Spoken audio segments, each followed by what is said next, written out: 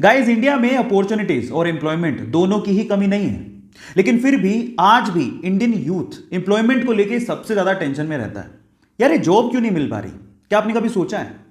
जो companies India में Indian youth को रिक्रूट करती हैं, उसका इसके बारे में क्या ख्याल है पता है? वो ये कहती हैं कि इंडिया में यूथ की कमी नहीं है, लेकिन स्किलफुल, स्मार्ट, एम्प्लॉयबल यूथ की बहुत कमी है।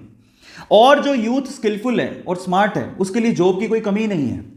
अब इसको थोड़ा मैं स्टोरी के थ्रू समझाने की कोशिश करता हूं, ध्यान से समझिएगा, जिससे आपको ज्यादा समझ में आएगा। एक बार दो दोस्त थे, एक का नाम था सतीश, दूसरे का नाम था महेश। दोनों ने स्कूलिंग, कॉलेज सब साथ में पूरा किया। मजे की बात यह थी कि उनकी सेम ही कंपनी में जॉब लग गई। दोनों ने बहुत हार्डवर्क किया पूरे साल भर बाद उनका प्रमोशन होना था। तो जिस दिन प्रमोशन था उस दिन बॉस आए। उन्होंने सतीश को प्रमोशन लेटर देते हुए कहा कि सतीश, तुम्हारा प्रमोशन होता है। तब महेश ने पूछा कि सर मेरा? तो बॉस ने कहा कि महेश, आई एम सॉरी, तुम्हें प्रमोशन नहीं मिल पाएगा, इस साल तो कम से कम नहीं मिल पाएगा, वर्क हार्ड। तो ऐसा करके बॉस अपने कैबिन में चले गए। महेश उदास हो गया। महेश सोचने लगा कि सेम स्कूल से किया, सेम कॉलेज से किया, एक साल मैंने भी हार्डवर्क किया है, मेरा प्रमोशन क्यों नहीं हुआ?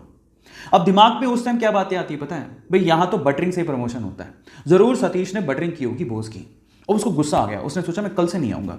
वो बॉस के कैबिन में गया और बॉस को बोलता है कि बॉस, अब मैं कल से तो नहीं आऊंगा, आई एम सो सॉरी। तो बॉस ने कहा कि क्यों नहीं आओगे? तो वो कहता है कि बॉस, मैंने बहुत हार्डवर्क किया पूरे साल भर, लेकिन मेरा प्रमोशन नहीं हुआ। अब मुझे ऐसा फील होता है कि इस कंपनी में सिर्फ बटरिंग करने वालों का ही प्रमोशन होता है। मतलब वो डायरेक्टली सतीश पे ब्लेम लगा रहा था कि सतीश ने बटरिंग की है, लेकिन बॉस तो ये जानता था कि सतीश ने बटरिंग नहीं की है। सतीश ने वाकई में हार्डवर्क किया है, वो स्मार्ट है, महेश से स्मार्ट है। अब इस चीज को प्रूव कैसे करें? बॉस ने लगाया दिमाग, इसलिए तो वो बॉस था, उसने दिमाग लगाया। उसने क्या कहा, महेश एक काम करो, मैं तुम्हें एक टास्क देता हूं, अगर तुमने वो टास्क कर लिया तो मैं तुम्हें सतीश से ज्यादा पैसे दूंगा और प्रमोशन भी दूंगा। महेश ने कहा ठीक है। तो बॉस ने कहा तुम एक काम करो, अभी जाओ बाहर, तो हमारे इलाके में पता करो कि आम कौन बेचता है। महेश गया, आधे घंटे बाद वापस आया और बोलता है कि आम एक्चुअली पूरे इलाके में, हमारे इलाके में थोक के भाव में सिर्फ एक ही आदमी बेचता है। तो फिर बॉस ने कहा महेश एक और काम करो, अब जाके पता करके आओ कि वो कितने कितने रुपए किलो में आम बेचता है। वो गया, वापस आया, वापस आके बोलता है कि वो 50 रुपए किलो में आम बेचता है। अब बॉस ने क्या कहा, महेश मैं सेम चीज अब मैं सतीश से करवाता हूं, तुम ध्यान से देखना। उन्होंने सतीश को बुलाया और सतीश को बोलता है कि सतीश एक काम करो, इस इलाके में जो आम बेचता है उसकी खबर लेके आओ कि कौन कौन आम बेचता है। सतीश गया मार्केट में और वापस आया आधे घंटे बाद, और सतीश ने जो कहा महेश उसको देखता रह गया। सतीश ने कहा बॉस, यहां पे आम सिर्फ एक ही आदमी बेचता है और वो 50 रुपए किलो बेचता है, लेकिन उसके पास टोटल 60 से 70 किलो आम है और वो एक साथ अगर हम खरीद ले वो 40 रुपए किलो में दे देगा।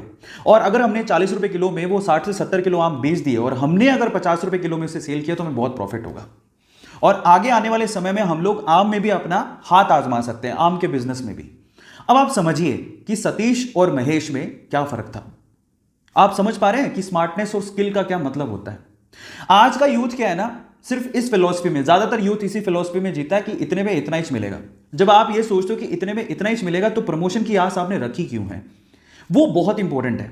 मैं हमेशा एक बात बोलता हूं, आप जिस भी कंपनी में काम कर रहे हो या आप जो भी करना चाह रहे हो, अगर वो आपको 100 रुपए देती है ना, तो आप 50 रुपए का काम करके मत दो, आप उसको 200 रुपए का काम करके दो।